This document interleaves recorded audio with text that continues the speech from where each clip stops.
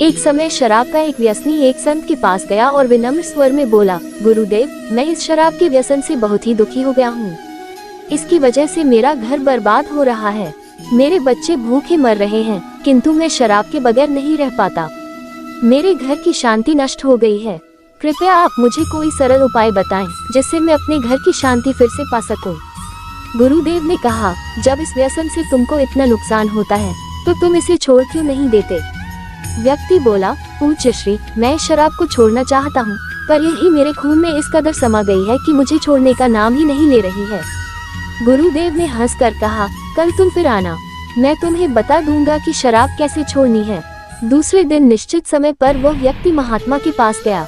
उसे देख महात्मा झट से खड़े हुए और एक खंभे को कसकर पकड़ लिया। जब उस व्यक्ति ने महात्मा को इस दशा में देखा तो कुछ समय तो वह मौन खड़ा रहा, पर जब काफी देर बाद भी महात्मा जी ने खंभे को नहीं छोड़ा तो उससे रहा नहीं गया और पूछ बैठा कि गुरुदेव, आपने व्यर्थ इस खंभे को क्यों पकड़ रखा है? गुरुदेव बोले, वत्स, मैंने इस खंभे को नहीं पकड़ा है, ये खंभा मेरे शरीर को पकड़े हुए है। मैं चाहता हूँ कि यह मुझे छोड़ दे, किंतु ये तो मुझे छोड़ ही नहीं रहा है।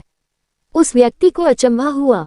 वह बोला, गुरुदेव, मैं शराब जरूर पीता हूँ, मगर मूर्ख नहीं हूँ।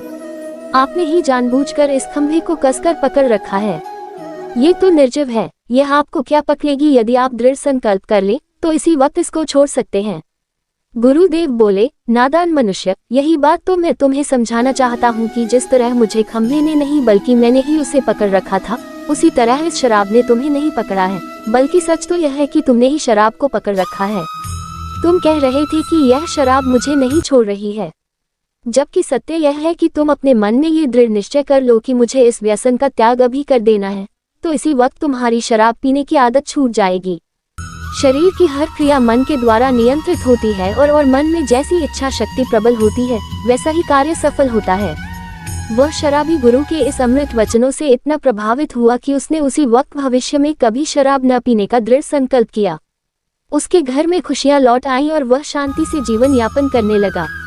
इस तरह हमें शिक्षा मिलती है कि जीवन में कोई भी व्यसन ऐसा नहीं है जिसे एक बार ग्रहण किए जाने के बाद छोड़ा ना जा सके। अगर मनुष्य चाहे तो बड़ी से बड़ी बुराई का त्याग कर सकता है।